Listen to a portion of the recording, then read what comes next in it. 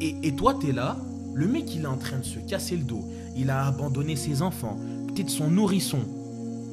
Peut-être il a abandonné sa mère qui est malade pour venir y récupérer ta daronne à toi. Ou ta soeur à toi. Qui a une voiture sur le côté qui doit aller taffer. Et toi, qu'est-ce que tu fais? Tu récupères son camion de pompier.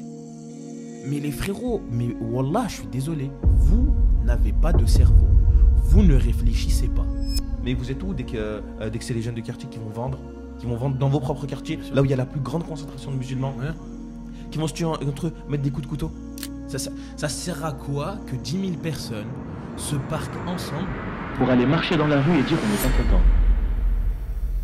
بسم الله الرحمن الرحيم والصلاة والسلام على رسول الله وسلام على المرسلين والحمد لله رب العالمين السلام عليكم ورحمة الله وبركاته.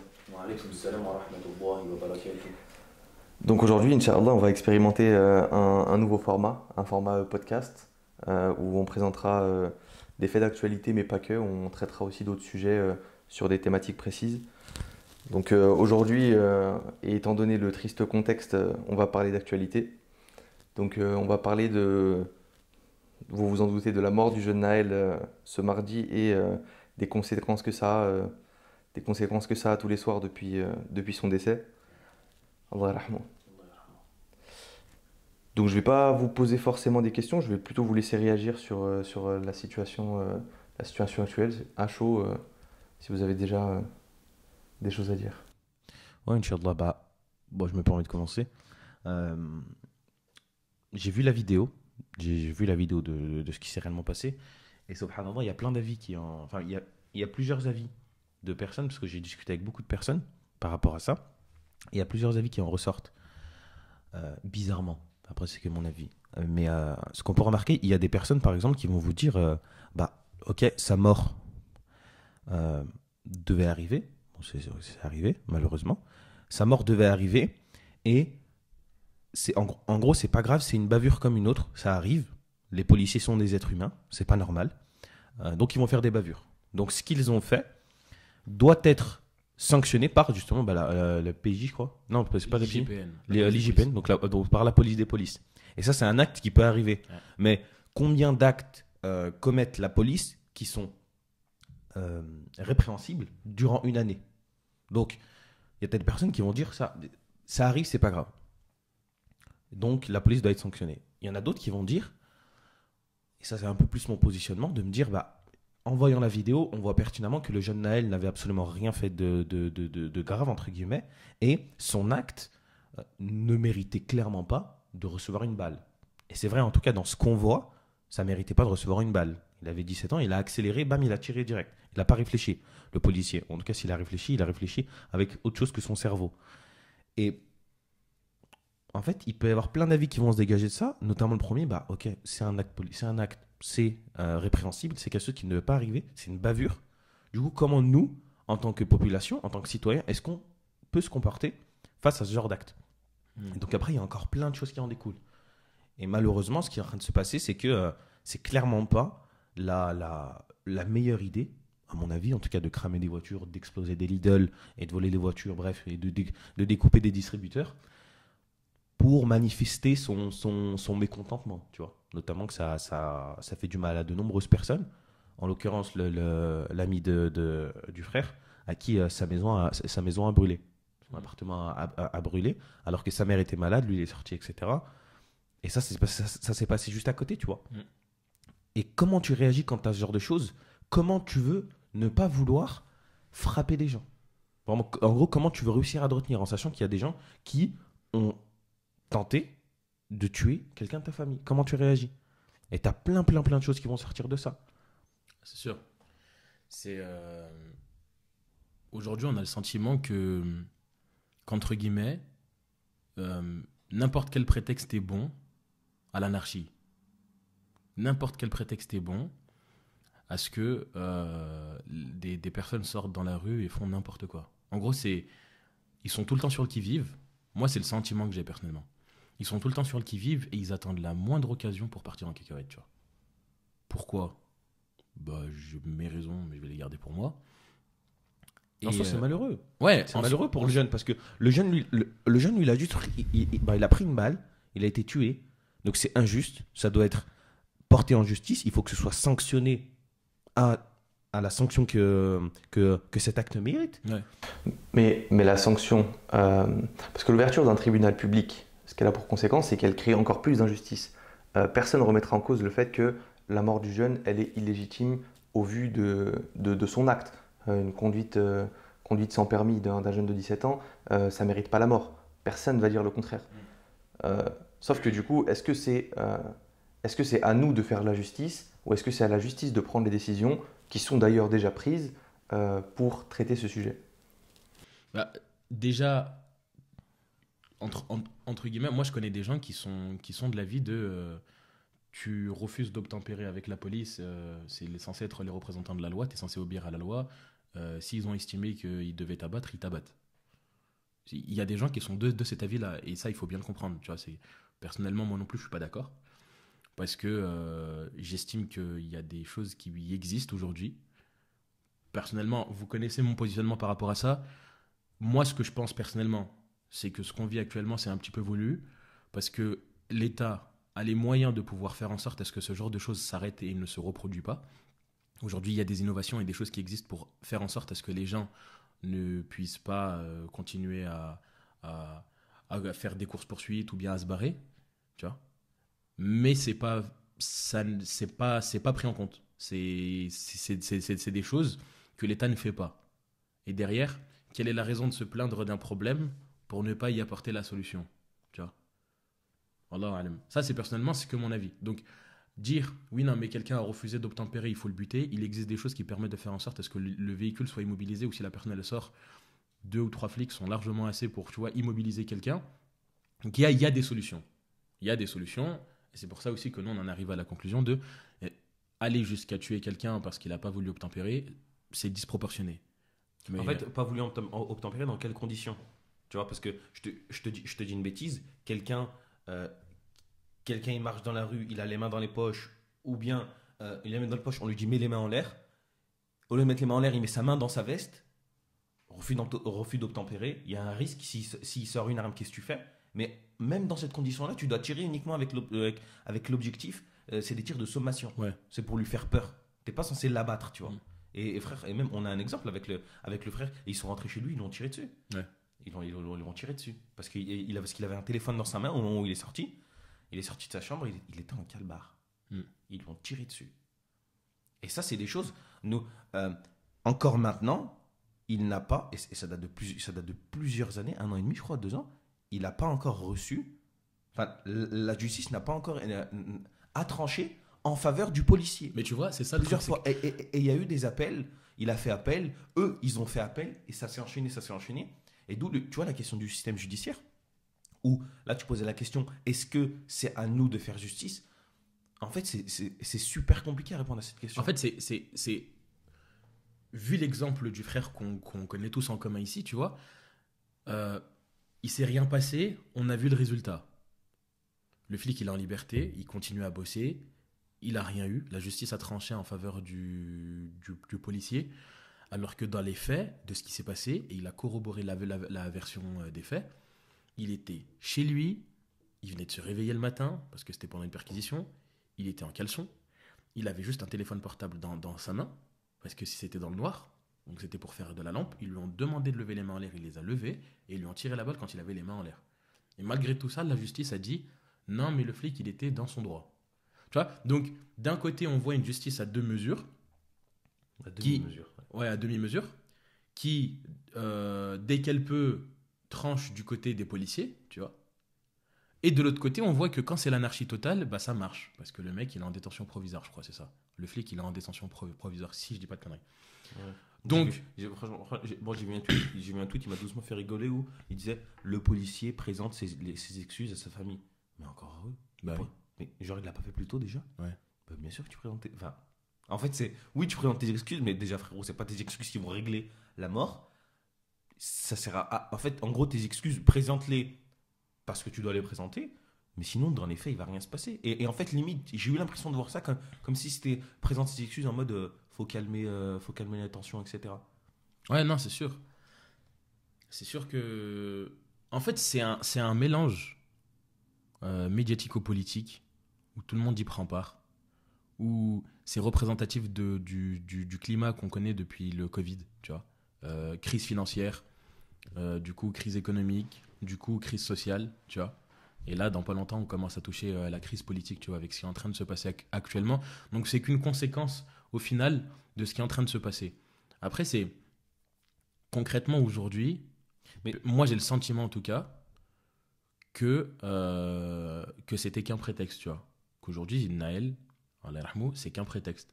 C'est qu'un prétexte et que c'est représentatif de l'image de notre société actuellement, qui est, on a d'un côté une classe, je vais dire, blanche, bourgeoise, tu vois, même si j'aime pas raciser un petit peu les choses, mais c'est clairement ce que c'est, tu vois. Il y a des Qui bobos sont- musulmans. Qui Il y sont... en a. Oui, non. Il y en a, là maintenant, frère, on a avancé dans les classes sociales.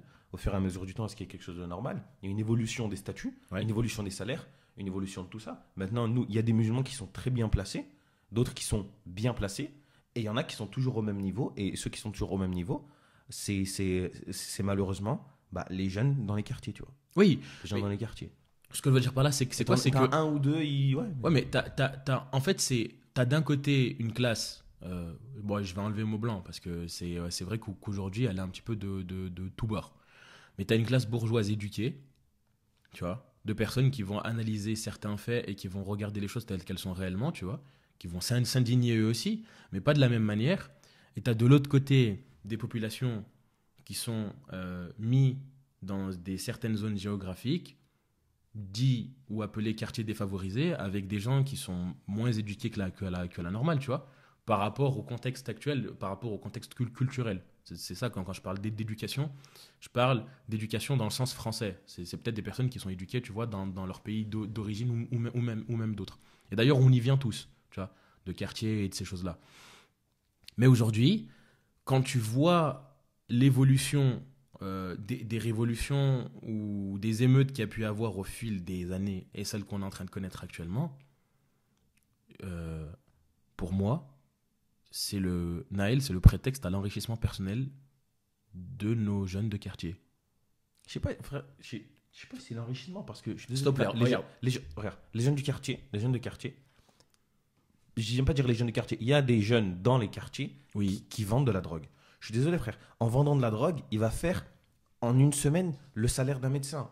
Ouais, mais c'est Donc- la facilité. Donc, Moi, oui, personnellement, mais ça que je te dis, c'est est-ce que réellement leur objectif c'est de s'enrichir Ouais. en cassant des Lidl? oui. Je pense que leur objectif c'est juste de tout éclater. Du coup, on recentre le débat. Vous avez dit que peut-être qu'il faut qu'on manifeste ou qu'on montre que la population est derrière la famille de Naël pour que justice soit rendue de manière équitable et qu'elle ne soit pas en faveur des autorités. Mais dans ce cas-là, en quoi, comme tu dis, brûler des Lidl, brûler des magasins, voler des centres commerciaux, ça encourage le fait que la justice soit impartiale? Non, ça l'encourage pas du tout. Ça sert absolument à rien. Un pélo qui va couper un poteau électrique à la disqueuse, ça sert à quoi? À rien. Un mec qui va aller éclater un distributeur, le pélo il arrive avec sa disqueuse. Ok, ils vont prendre un peu d'argent. Les gens, ils braquent des aras, les frères. Mais non, mais en gros, Tu vois, c'est ça. ils ont juste envie de De tout s'enrichir. éclater. Non, non, parce que, regarde, Je vois pas comment ils peuvent vouloir moi, je vais s'enrichir. juste répondre à ce que Ismaël il disait. Personnellement, je pense qu'il existe 1 milliard de façons de faire en sorte à ce que les choses puissent être largement prises en compte. Tu vois. Tu peux pendant des semaines et des semaines et des semaines faire en sorte à ce que chaque personne, chaque matin, publie une vidéo de bavure policière et inonde les réseaux sociaux. C'est un exemple parmi tant d'autres. C'est pas quelque chose que j'incite qui que ce soit à le faire, mais ça peut être des solutions qui existent et de faire en sorte à ce que, au fur et à mesure du temps, ces choses-là ont un impact. C'est une certitude. C'est-à-dire que aujourd'hui, ce qui prime au sein de la politique, et encore une fois, on en revient à l'éducation et la consommation. Si tu règles ces deux problèmes, tu n'as plus de problème. Moi, c'est mon avis. Parce que si les personnes seraient éduquées, elles sauraient que la seule chose dont les politiciens se soucient, c'est leur image. Rien d'autre. Mais maintenant, quand tu vois dans l'actualité ce qui s'est passé pendant des week-ends et des week-ends entiers avec les Gilets jaunes, toutes les manifestations qu'il y a eu pour que la loi des retraites, elle passe pas, les manifestations pacifiques, comme on les a vues, elles ont eu aucun impact. ça sert à rien, les manifestations. Ça sert à quoi que 10 000 personnes se parquent ensemble pour aller marcher dans la rue et dire on n'est pas content? Clairement, s'il vous plaît, imaginons, demain, On imagine chacun qu'on a à la tête d'un État, ok? Une seule seconde. Et qu'on se dit, il y a 10 000 personnes qui sortent dans la rue, ok, t'arrives le matin et tout, tu te poses, ok, qu'est-ce qui se passe? Bah, on a 20 000 personnes, 30 000 personnes, 40 000 personnes qui sont dans la rue et qui disent, on n'est pas content, on veut plus. Et quoi d'autre? Bah, c'est tout. Ça a bien marché avec le mariage pour tous. Il y a eu des manifestations, il y a eu des nanana, il y a eu des... C'est passé. Donc, Ah mais parce que ouais non mais pourquoi mais on va pas rentrer dans ce débat-là parce que l'État plie que sur ce qui leur plaît, c'est tout. C'est parce que ça leur plaisait ok, si les gens ont envie de se marier entre eux, bah ils se marient entre eux, tu vois. Et c'est juste ça. Mais derrière, quand ça va être pour améliorer certaines choses ou pour changer certaines conditions, mais ils ont strictement rien à battre. Quel intérêt ils ont derrière, tu vois? Quel intérêt ils ont derrière? Aucun. Et tu vois pourquoi est-ce que je dis éducation et consommation?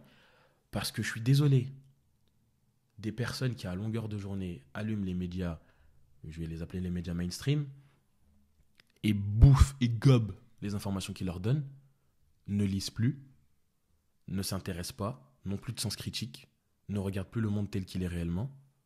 Mais frère, comment est-ce que tu veux arriver et te dire « Ouais, vas-y, c'est bon, ça va changer quelque chose ». Et déjà, un truc tout bête. T'as vu? Moi, il y a quelque chose que j'aime bien à dire. Ce qui a fait que des révolutions ont marché dans le temps, c'est que les gens étaient prêts à mourir pour leur cause. Ça veut dire le rapport à la mort, il était complètement différent. À l'époque, tu vois, en 1789, pendant la Révolution française, tu avais des gens, ils étaient côte à côte les uns les autres, tu avais des militaires devant la prise de la Bastille qui étaient en train de canarder les uns et les autres, et les mecs, ils continuaient à courir alors que les cadavres, ils s'empilaient. Ça, c'est pour dire le mindset. Et aujourd'hui, et à l'époque, c'était parce que les mecs, ils avaient plus rien à manger, tu vois. Aujourd'hui, c'est parce qu'ils ont besoin d'avoir des paires de Nike ou aller récupérer de l'huile ou du PQ à Lidl. Je suis désolé les frérots, il faut qu'on appelle ça tel que c'est réellement. Après, tu es en train de dire, ouais, mais les dealers dans les quartiers, ils dealent, ils font un salaire annuel en une journée. Déjà, c'est pas tout le monde. Et de deux, quand certaines personnes vont venir et vont ouvrir un Zara à la disqueuse, on les a vus, et il faut appeler les choses telles que c'est réellement. Il y a des darons, il y a des sœurs, il y a des petites sœurs, il y a des gamins, tout le monde rentre à l'intérieur et se sert. Mais on voit, mais dans ce qu'on voit, là, dans toutes les images, dans toutes les vidéos qu'on voit, on voit vraiment un deux poids deux mesures. On voit à la fois des gens qui vont voler des Zara, à la fois des tirs de Kalachnikov à la Duchère, à la fois des bombes qui explosent dans des postes, des mortiers, des bus qui brûlent. Enfin, c'est pas les mêmes groupes. Tu vois, il y a des groupes qui sont dans de l'enrichissement, je te l'accorde. Mais j'ai envie de dire, c'est pas eux qui sont en train de tirer à la Kalachnikov au quartier le soir. Non, ceux qui sont en train de tirer à la Kalachnikov, c'est pas eux qui tirent au mortier partout. En fait, moi je pense comment est-ce que ça se passe, c'est que t'as globalement... Ouais, non, c'est que t'as... Enfin, oui, ça prend des grosses ampleurs, mais t'as globalement des gens qui sont là que pour s'enrichir, ok? Et que quand t'as le raid qui vient pour essayer de faire les gros bras musclés, bah t'as des mecs de quartier qui disent vous voulez faire les beaux, bah non on le fait aussi, tu vois? Parce que quand on voit bien, c'est l'escalade, mais ça a commencé sans Kalachnikov. Ça a commencé par des mortiers. Ça n'a pas commencé par des Zara qui pètent. Ça a commencé par juste des voitures qui crament, des voitures de personnes qui travaillaient. Ouais. Et en plus, j'ai vu plein de snaps passer où des gens qui avaient une certaine audience qui disaient « Oh les frères, si vous voulez vous révolter contre ce qui s'est passé, n'allez pas cramer les voitures de personnes qui travaillent. » Et on l'a vu la vidéo hier, tu m'as montré, ouais. Une sœur, je sais pas si c'est une sœur, mais une femme, elle sort avec une petite bassine d'eau comme ça, elle descend l'ascenseur. Le pelot, il la filme, il lui dit tu vas faire quoi avec ça? Elle lui dit je vais aller essayer d'éteindre le feu de ma voiture, le feu de la voiture. Elle dit, de son père, ouais. Voilà, le pelot, il dit c'est la voiture à qui? Elle dit à mon père. Il lui dit mais t'es conscient que ça sert à rien? Elle dit je sais pas, je vais essayer. Et tu vois, c'est ce genre de détresse là que tu peux voir. La réalité, c'est que tu te dis ouais, d'un côté, en fait, on a de tout. T'as des gens certainement qui sont là pour gagner de l'argent. Et j'ai déjà vu une sœur dans une vidéo, subhanallah, c'est une maman, elle doit avoir 50 piges. Tu la vois, elle a 2 cartons comme ça. Je sais pas, je crois qu'il y avait une Play 4, une Play 5, j'en sais rien. Et elle courait comme ça. J'ai vu une autre. En fait, j'ai l'impression, t'as aussi des personnes qui sont là juste pour de l'adrénaline. Juste pour de l'adrénaline. J'ai vu une autre vidéo, une meuf, les frères, elle a pris un caillou. Elle l'a jeté comme ça. Elle a entendu une bombe, elle a entendu une explosion. Elle a vu tout le monde courir. Et bon, elle était assez forte. Elle courait comme ça. Mais en fait, c'est que il y a plein de trucs et il y a des gens qui se servent. Tu vois, moi je suis désolé. La maman de Naël, je pense pas que ça lui fait plaisir que savoir qu'il y a des personnes qui, au nom de Naël, vont aller faire tout ça. Sans jugement aucun, tu la vois au milieu d'un retroupement en train de monter sur une crosse et d'accélérer. Non, mais en gros, ça veut rien dire. Ça veut rien dire. Aujourd'hui, Il a rien demandé. Aujourd'hui, tout le monde a un intérêt à tirer de ce truc, tu vois.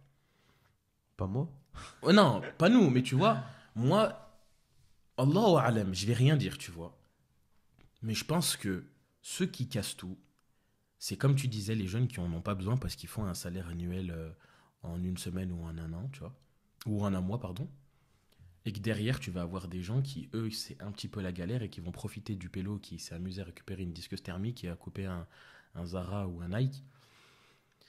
Et en fait, c'est, comme je disais tout à l'heure, tu vois, le fil conducteur de nos quartiers, c'est la consommation. J'ai pas d'autre mot. Tu peux dire, ok, la dunya. C'est la consommation. Vas-y. C'est la consommation. Qu'est-ce qui pousse un dealer, s'il te plaît? Qu'est-ce qui pousse un dealer à travailler pendant une année complète alors que tous les mois, il fait un salaire annuel de médecin?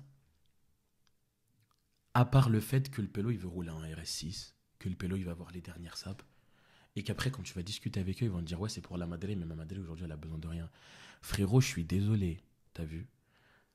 Mais wallah, et je pèse mes mots, je pèse mes mots, c'est de la lâcheté. C'est de la lâcheté. Quand je parle à mon beau-père, qui m'explique à son époque comment est-ce que c'était, ou même à mon père, déjà à l'époque, ça réglait leurs problèmes en bune-bune, en one-one. T'as un problème avec moi, j'ai un problème avec toi, viens, on va là-bas. Les sahab, vous restez où vous êtes, on s'éclate, et après on va boire un café ensemble. Aujourd'hui, c'est quoi? T'as un problème contre moi, j'ai un problème contre toi, je te dois de l'argent, tu fais le mec pas content, tu parles de moi dans la cité, qu'est-ce que je fais? Je vais venir et je vais te planter. Pour des pseudo-réputations, pour des pseudo-trucs. Et en fait, c'est chacun a besoin de montrer et de bomber le torse. Macron, c'est quelqu'un que personnellement, j'estime qu'il dit 90% c'est que de la merde, tu vois. Mais il y a un truc qu'il a dit, et je me suis dit, ça paraît débile, mais c'est réel, tu vois. Les gens, ils ont besoin de se ressentir un petit peu, tu vois, ce qu'ils ressentent dans les jeux vidéo. Tu sais, ils se sentent un petit peu à la Call of en mode ouais, vas-y, on est là, insurrection à l'American Nightmare, il y a la BRI qui arrive. Ouais, j'ai besoin de rien. Moi, je pense surtout parce que les jeux vidéo, il y en a eu plein des études que ce soit neuroscientifiques ou pas. Aucune prouve une augmentation de la violence des gens qui jouent aux jeux vidéo. Par contre, là où je le rejoins plus, c'est sur ses propos par rapport aux réseaux sociaux. Je pense que la différence principale qu'on note entre aujourd'hui et 2005, c'est la banalisation des vidéos qui sont consommées à outrance de partout. On revient à la consommation. Ouais. Et le fait que tout le monde voit que apparemment on peut brûler et que vu que tout le monde brûle, je vais aller brûler aussi. Et que l'effet réseaux sociaux crée une croissance de la violence parce que tout le monde voit plus que de la violence de partout et que ça devient banalisé. 100%. Et regarde, tu disais ouais, mais dans nos quartiers, etc. et tout. Ça brûle des voitures et ça tire au mortier. Ça brûle des voitures et ça tire au mortier parce que les gens essayent de rentrer dans les quartiers, je parle des groupes d'intervention et tout, pour essayer de canaliser cette violence-là. Donc ils se défendent, entre guillemets. C'est un petit peu de la défense. Et puis ils prennent des voitures, ils essayent de brûler ce qui se passe pour essayer de bloquer les passages et de se débrouiller comme ils veulent.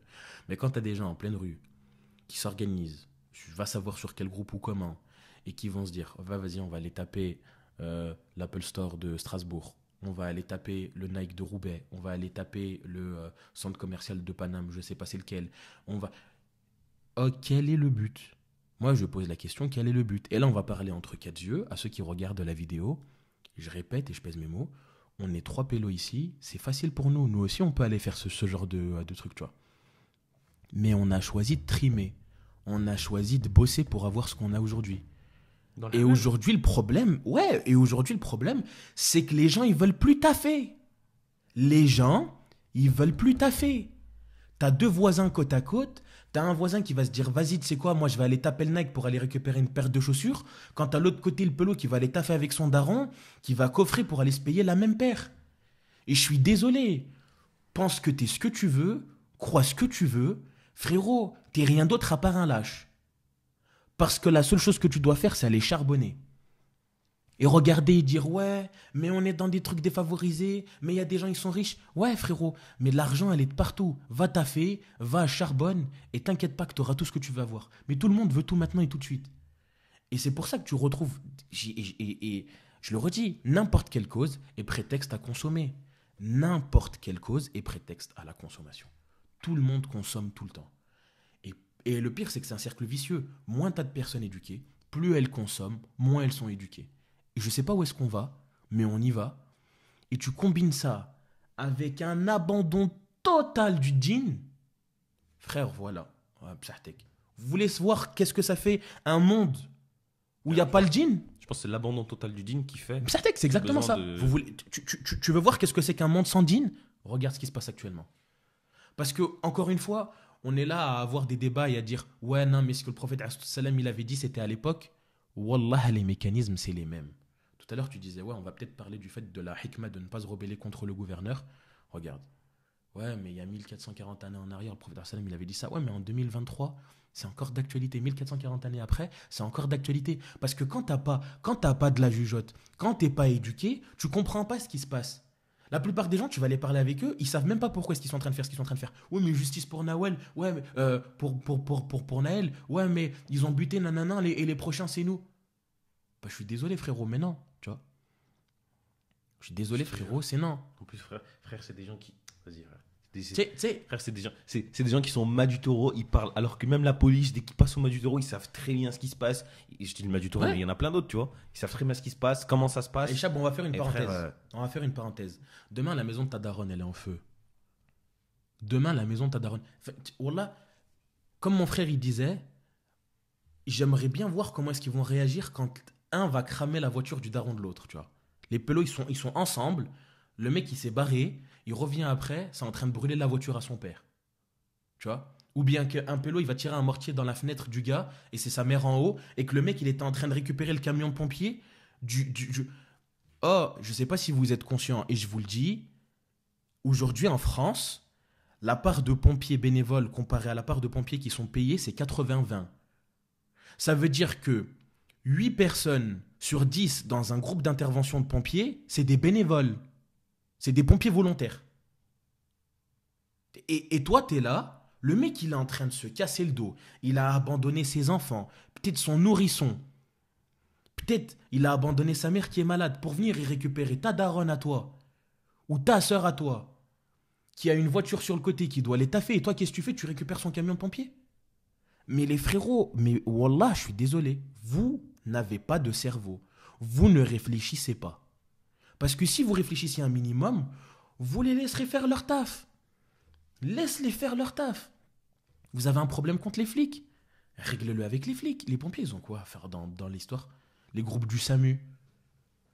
Tu vois des choses, mais Agib, c'est des choses, t'as vu? À un moment donné, il faut appeler ça tel qu'on l'est réellement. Tu vois, on est dans carte sur table, donc on joue carte sur table, tu vois. Moi, j'invite qui que ce soit, à quelqu'un qui a un problème et qui n'est pas d'accord avec ce que je suis en train de dire, à me le dire, tu vois. Mais, N'hésitez pas à donner vos avis, Inch'Allah, dans les commentaires. Inch'Allah. Mais, allez au charbon, taffez, et Wallah, votre vie, elle va changer, vous allez avoir du résultat. Frère, c'est juste du din en fait. Bien En, sûr. en soi, la question. Et moi, je me dis, ok, mais où sont les parents? Parce qu'on peut dire que sur le panel de personnes qui sortent dans la rue pour faire n'importe quoi, ok, il y en a peut-être, ils n'ont pas leur père est décédé, leur père est très malade. Les chiffres de la nuit dernière, c'est que un tiers des gens qui ont été interpellés par la police sont mineurs, de 14 à 18 ans. Et que la moyenne d'âge des gens interpellés sur les, je crois, 700 et quelques de la nuit dernière, pas de cette nuit-là, il y a 2 nuits, la moyenne d'âge elle est autour de la vingtaine. Donc c'est des mouvances de jeunesse. À savoir Ouais. que le jour où on tourne cette vidéo et on vous l'a pas dit, on est samedi. Hein. C'est-à-dire que je crois on est 48 heures après les faits, je crois, ou 72. Je me Au rappelle début, plus je du tout. crois, ouais. Mais ouais, je suis désolé, genre, le parent, il est où? Dans le sens où, comment un parent, en sachant ce qui se passe dehors, il peut se dire, en gros, ça le dérange pas de pas savoir où il est son enfant, ou de savoir que son enfant, il est dehors, alors qu'il est ultra tard la nuit. Éducation. Et en fait, c'est ça qui est. Et en fait, quand tu regardes, c'est trop fou parce qu'il n'y a pas un seul facteur de facilitant ce genre de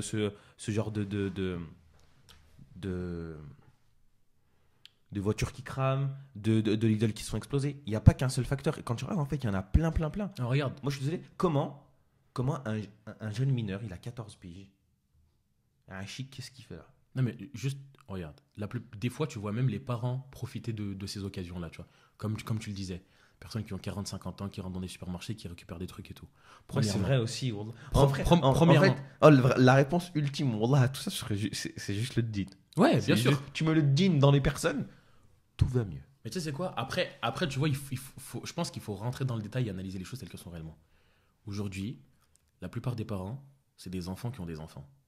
Ce que j'entends par là, c'est que, tu vois, un jour, je discutais avec un frère et il disait la différence qu'il y a entre un adulte et un enfant, c'est la gestion émotionnelle. T'as des gens, ils ont 40 ans, 50 ans, 60 ans, des fois 80 balais, et les mecs, c'est des gamins. Parce que pourquoi? En fait, je t'explique. Un adulte, c'est quelqu'un qui va analyser ce qu'il ressent et va agir en conséquence. Un enfant, c'est quelqu'un qui ressent quelque chose. C'est quelqu'un qui est capable. Un adulte, c'est quelqu'un qui est capable d'analyser les choses et ouais, de réagir. Exactement, et de réagir en conséquence. Un enfant, c'est quelqu'un qui ressent quelque chose et qui est en mode ressenti-action. Et des fois, et j'ai des exemples en tête. T'as des parents qui sont en mode ah, vas-y, c'est bon, il m'a saoulé, il m'a fatigué. Et c'est un gamin qui dit ça. Un gamin, il dit ah, c'est bon, tu m'as saoulé. Un parent, il en a rien à battre qu'il te saoule ou qu'il te saoule pas. Ou bien que ton fils, il te dit oui, non, mais papa, je t'aime pas, ou c'est bon, tu m'as fané. Et les parents aujourd'hui font quoi? Ils sont anéantis. Oh, il m'a. Mais, wallah al-adim, à l'époque de nos grands-parents, parce qu'il faut dire tel que c'est réellement, à l'époque de nos grands-parents, où c'était des gens qui savaient comment réagir, tu vois, eh ben, t'avais des darons qui étaient en mode, bah, oui, d'accord, voilà. Mais sinon, je vais prendre la ceinture et je vais te fouetter. C'est tout. Et t'es content, bah tant mieux, t'es pas content. Et t'es pas content, bah barre-toi. Mais tu verras que dehors, ce sera pas aussi bien qu'à la maison. En fait, il y a des bons points dans ce genre de choses. Bien sûr.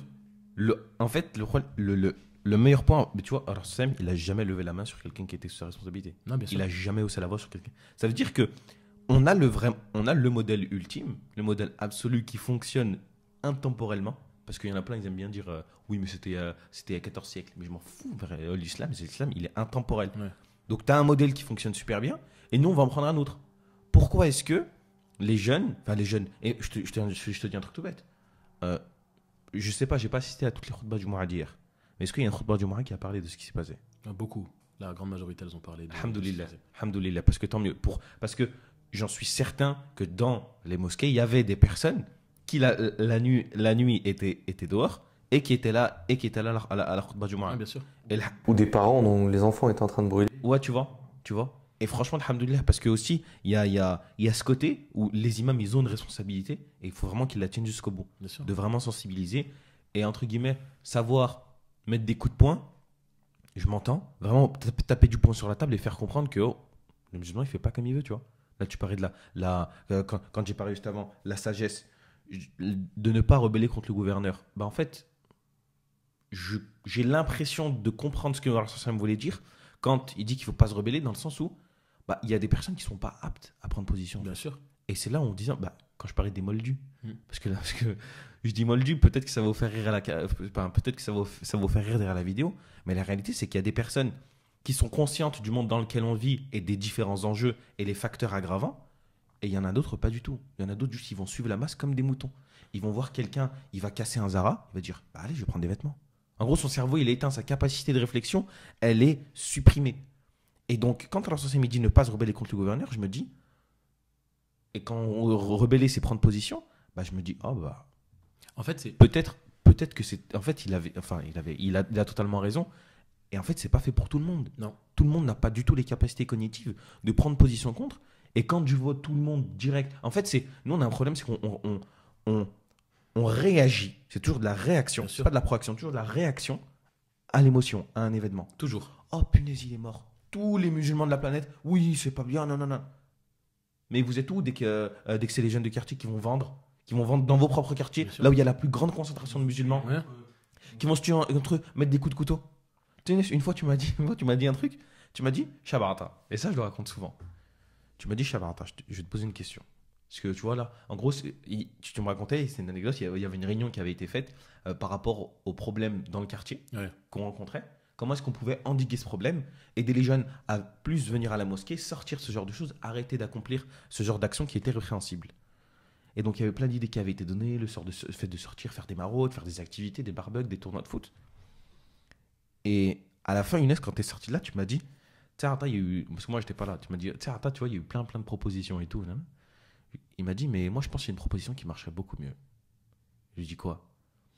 Il me dit, si demain, tous les darons du quartier, ils sortent, ils disent aux personnes qui vendent, c'est simple, on te revoit, on t'explose. Tu vas pas vendre ça chez nous. Il a dit, je te promets, ça se passerait beaucoup mieux. Et il y aurait beaucoup moins de problèmes. 100%. Parce que les enfants qui vendent, leurs darons habitent dans ces immeubles. Si tous ces darons sortent, les gamins, jamais de la vie, ils vont sortir les armes, ils vont tirer. Et jamais de la vie. Jamais. C'est des parents, c'est des gens qui habitent là. 100%. Et après, on peut rentrer dans le même circuit. Il va que faire t'as quoi? dit. Et je me rappelle, et je t'avais dit, il va faire quoi? Il va tuer son oncle? Il va tuer le daron à son sahab? Je te jure. Jamais de la vie. Jamais de la vie. Jamais. Donc, ce qui va se passer, c'est quoi? C'est qu'ils vont se manger une raclée une fois, ils vont se manger une raclée 2 fois, Et on ils vont y se va. manger une raclée 3 fois, et puis après, ils vont arrêter. Et puis après, ils vont arrêter parce qu'il n'y aura pas le choix. C'est tout. Mais le truc, c'est que on est dans ce truc où. C'est Eric Younous, il te disait, quand t'avais parlé avec lui. Ah Rappelle ou pas? Ah, ça, c'est la meilleure. Eric- Attends. Je vais la raconter. Vas-y. Ah, ça, c'est la meilleure. Et après, Inch'Allah, je te laisse la parole. C'était une fois, il y avait Eric Nous qui était venu sur Lyon. On avait discuté, etc., avec des frères. Et à un moment, il nous a dit, parce que. Il nous racontait une anecdote, tu vois. À un moment, Eric Nous, il parlait avec un jeune de quartier. Enfin, j'aime pas dire jeune de quartier. Il parlait avec un dealer. D'accord.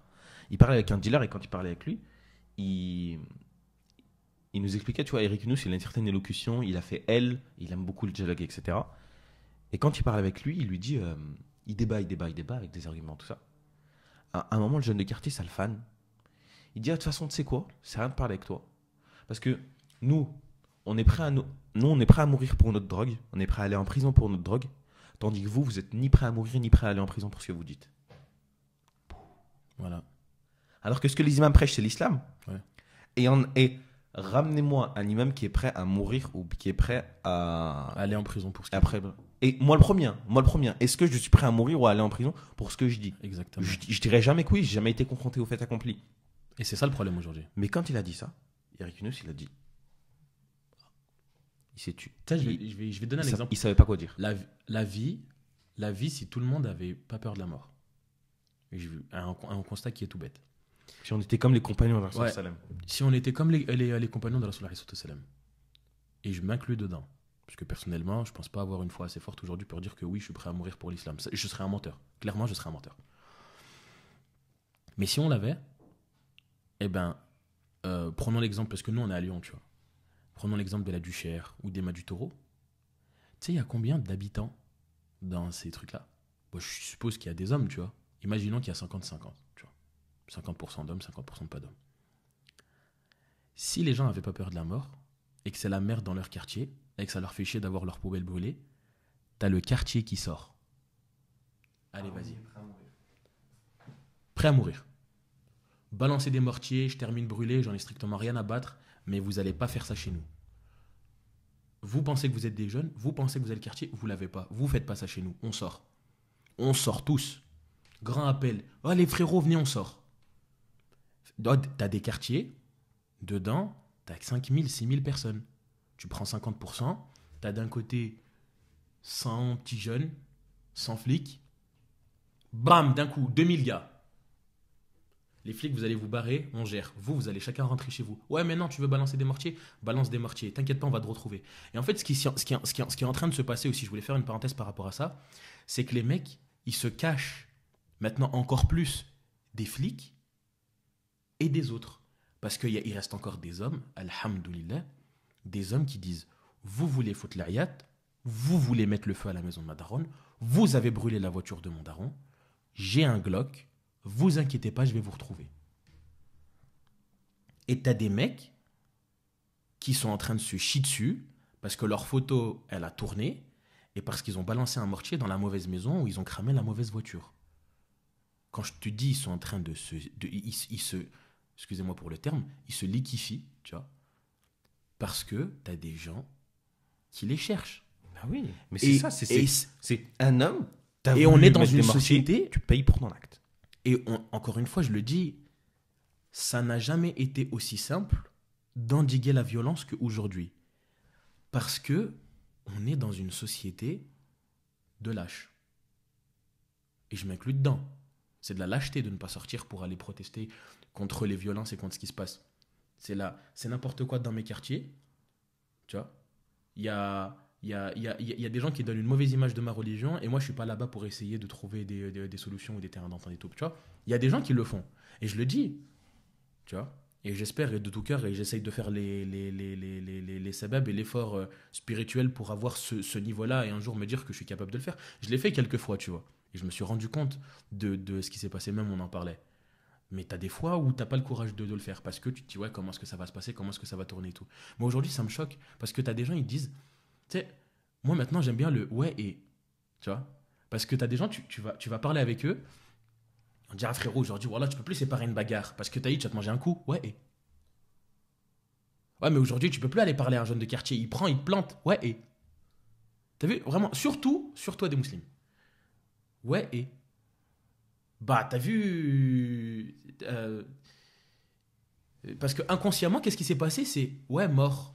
Mais attends, je dis que je suis croyant, je dis que j'ai pas peur de la mort. Pourquoi est-ce que je viens de dire il y a 2 secondes que j'ai peur de me manger un coup de couteau et du coup, c'est pour ça que je vais pas parler? Tu vois? Et c'est pour ça que Mais ça je revient le dis. ça revient à ce que tu as dit. Le fait c'est que, en fait, les gens sont plus prêts à soutenir les valeurs et leurs principes dans le haram Pire-tech. que nous. Je dis nous, mais il y a même des personnes qui sont musulmans et qui Ouais. soutiennent ça, mais que nous qui disons, ok, l'islam c'est ça, il faut l'appliquer de telle sorte, est-ce qu'on est prêt à mourir pour? Ouais. Et des exemples, j'en ai à l'appel, et je vais pas dire prêt à mourir pour, ou prêt à tenir, mais malheureusement, on est un peu dans un système où, en fait, la dunya a pris le dessus. Mm. Ça veut dire que c'est normal pour nous de laisser des gens, je dis un truc tout bête, hein, et hier par exemple, j'étais au resto, et sur la table à côté, il y avait un garçon et une fille. Et le premier truc que je me suis dit, parce que. Et c'était d'arabe, le premier truc que je me suis dit, c'est. Ils sont mariés ou pas? Et honnêtement, j'ai pas eu le courage de leur demander comme ça, excuse-moi, vous êtes mariés? Et de leur dire. Pas bon, ça se voyait que non. Alors, de toute façon, Ouais. on se comprend, mais. Est-ce que si on était tous des hommes, et que comme Allah l'a dit dans le Coran, vous êtes certes la meilleure des communautés qui avait été envoyée à l'humanité parce que vous ordonnez le bien et interdisez le mal. Est-ce que parce que si on, du coup, de manière cartésienne, si on le fait plus, on n'est plus la meilleure des communautés. Si tu fais pas ça, t'es plus la meilleure des communautés. Mais de ce fait, si nous, on était vraiment des hommes, on était en mode, oh mais je m'en bats les steaks. Est-ce qu'on aurait vu un homme et une femme sortir ensemble qui n'étaient pas mariés au 30 célèbre? Mais jamais. Est-ce qu'on aurait vu des gens commettre des injustices dans la rue pour demander la justice pour un jeune qui est mort?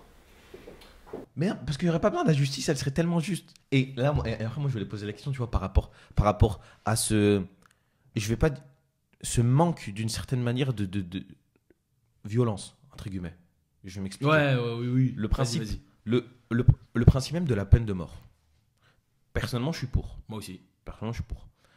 Mais parce que, en fait, je comprends pas comment c'est possible que quelqu'un qui va commettre un meurtre, un viol, des actes très graves, comment est-ce que il a commis son acte? Donc, parenthèse, une fois, quelqu'un m'a posé une question pour me faire comprendre l'incohérence un peu du monde dans lequel on était.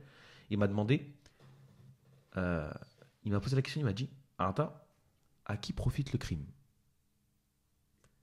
Instinctivement, le crime ne profite à personne. Mais quand tu réfléchis plus, tu rentres dans le détail, mais totalement, ça profite à tellement de monde. Ah oui. Peut-être que la victime, ça va pas lui profiter.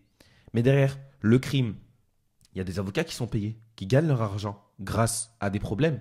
Il y a des juges derrière qui sont payés. Il y a des écoles qui vont former des juges. En fait, c'est tout un système. Et un truc de bas, il y a des prisons. Je suis désolé, quelqu'un il commet un acte très grave, il va aller dans un établissement qui est financé par nos impôts, il va être nourri par nos impôts, il va être logé, il va pouvoir se doucher par nos impôts, alors qu'il a commis un acte répréhensible au sein de la société. Tu veux connaître le comble?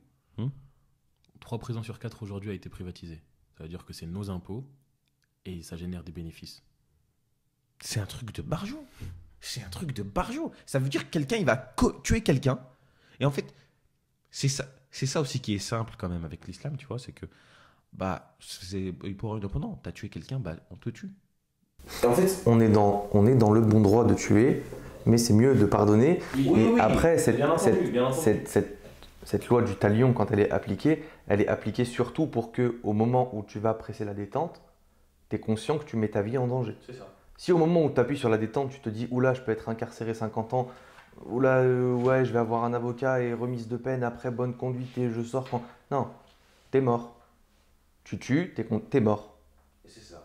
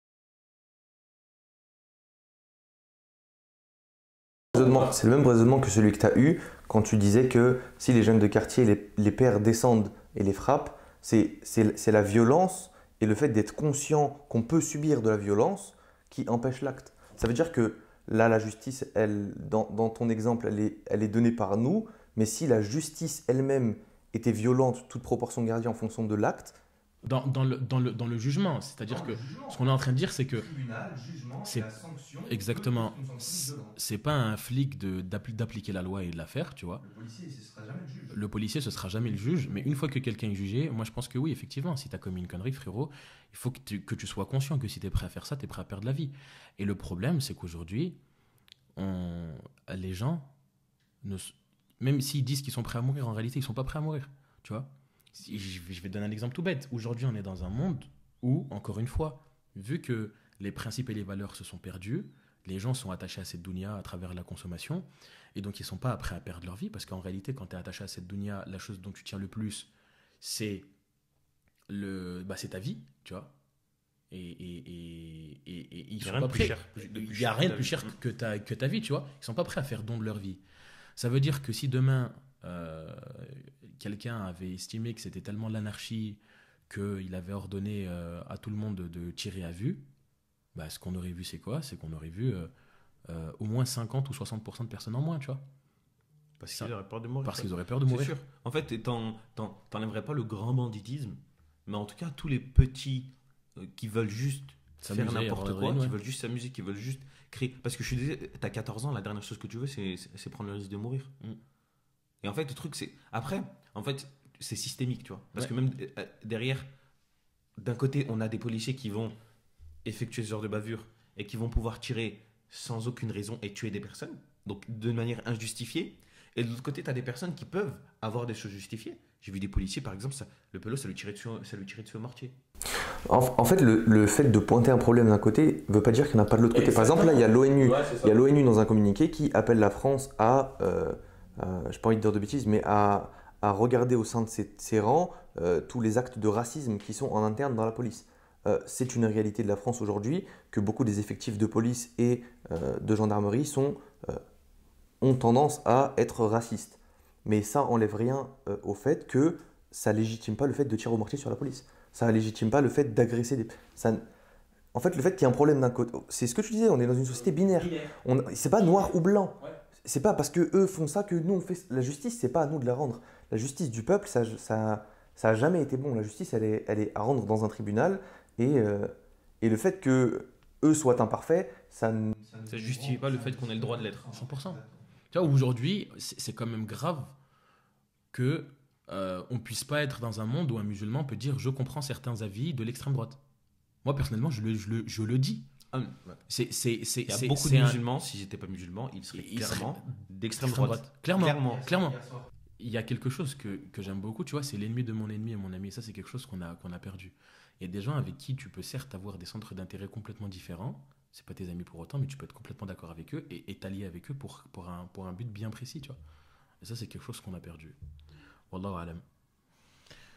Wallahu alam.